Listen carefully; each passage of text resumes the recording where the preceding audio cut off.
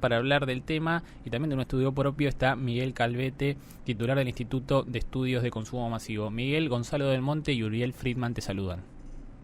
Gonzalo, Uriel, un buen día, un saludo para ustedes y todo el equipo. Por favor, perdóname por hacerte esperar unos No, minutos. no hay problema. Bueno, contanos un poco tu informe que marca que la inflación trepó a un 2,7% y es claramente la mayor inflación de este año. Bueno, en principio, desde el Instituto de Estudios de Consumo Masivo lo que nos da es un 2,7%, obviamente empujado por el costo de los alimentos, que fue lo que más aumentó, en un promedio de un 4,7%.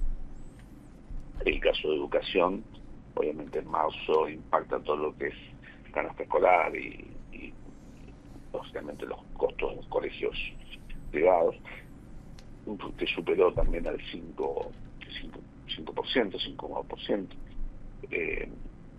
que son los dos elementos que más han incidido.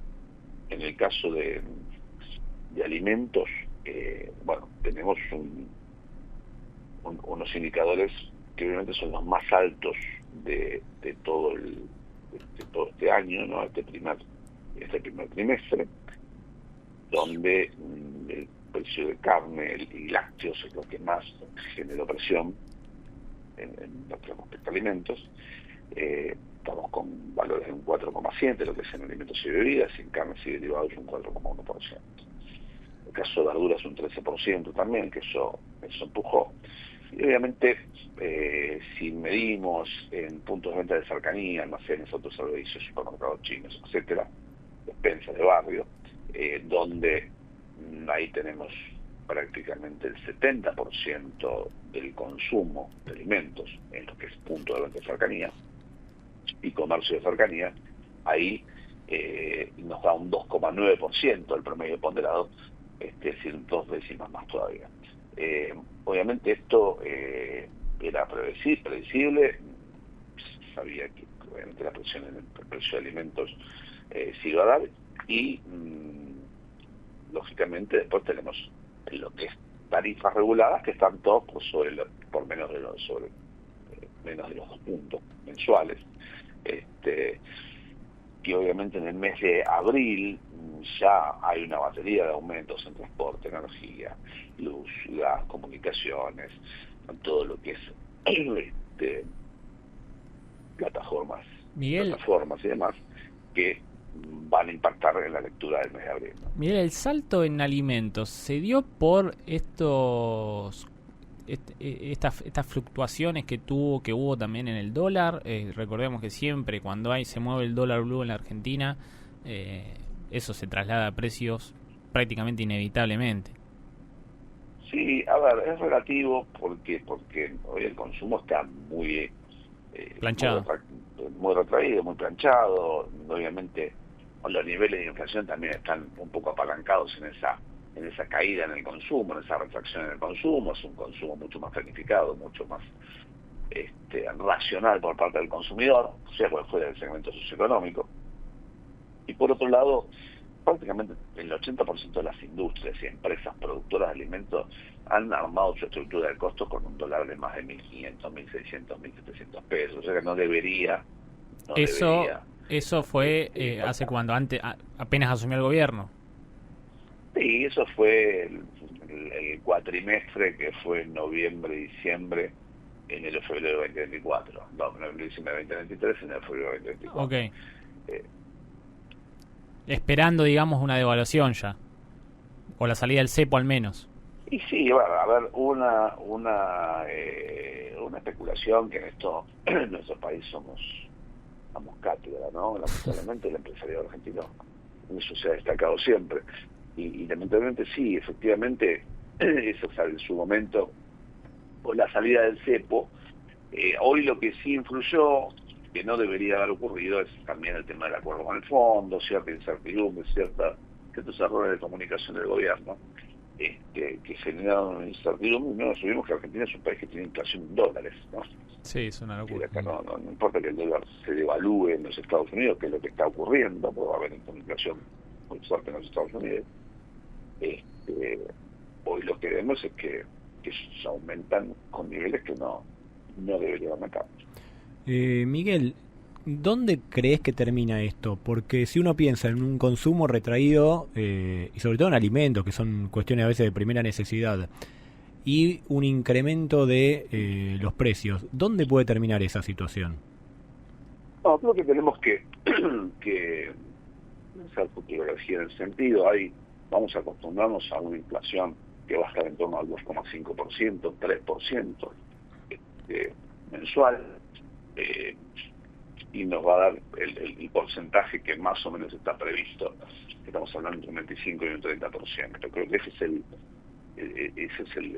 los niveles de inflación que tenemos que ir analizando.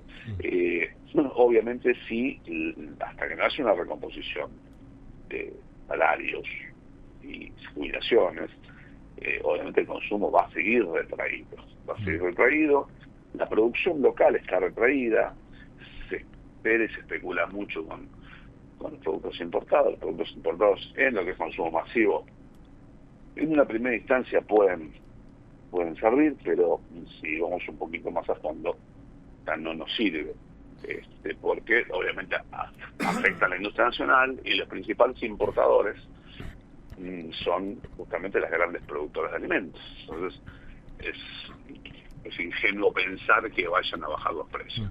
Ahora, da la sensación de que es una trampa, porque si la inflación está apalancada por la retracción del consumo, en cuanto el consumo se pueda empezar a normalizar, van a subir los precios de nuevo, ¿no? ¿Se entiende?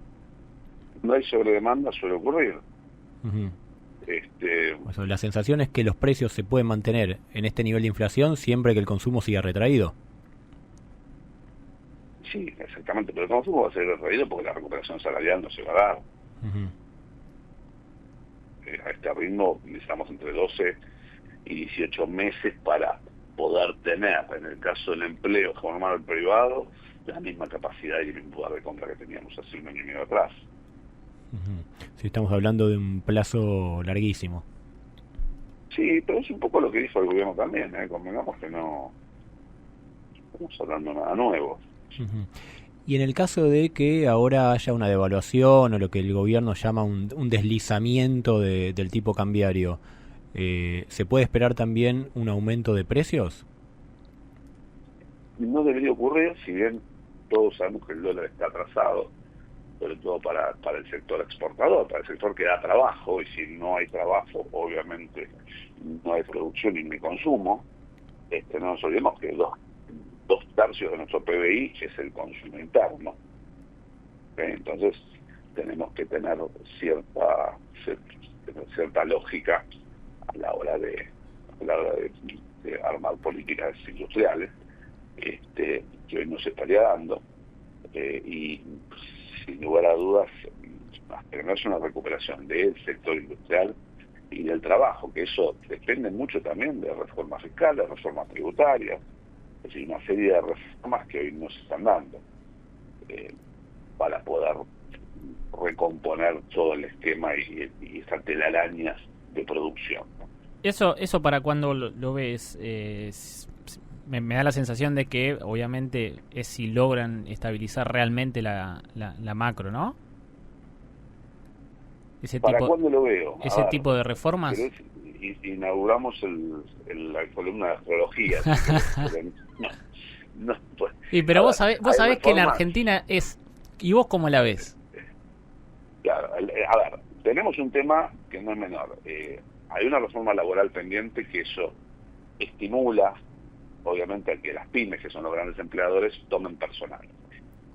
Pero al no haber consumo, tampoco nadie se arriesga.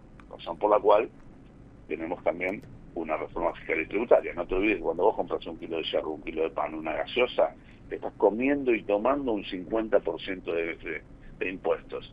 O sea que uno de los principales formadores de precios es el propio Estado. Claro. Entonces, creo que ahí, por eso te digo, la reforma fiscal y tributaria y la reforma laboral tienen que venir de la mano y tiene que ser de fondo, no un embrión como se hizo en su momento con la ley de bases, que bueno, es obviamente una expresión de buenas intenciones. Después hay que ver cuando se hace, todavía no se ejecutó, y obviamente estamos en un año electoral. Los años electorales son años donde lamentablemente la actividad legislativa brilla por su ausencia, y aparte requiere de acuerdos muy de fondo, ¿no? Claro. Miguel, muchísimas gracias por la comunicación. Gracias a ustedes. Hasta luego. Miguel Calvete, titular del Instituto de Estudios de Consumo Masivo.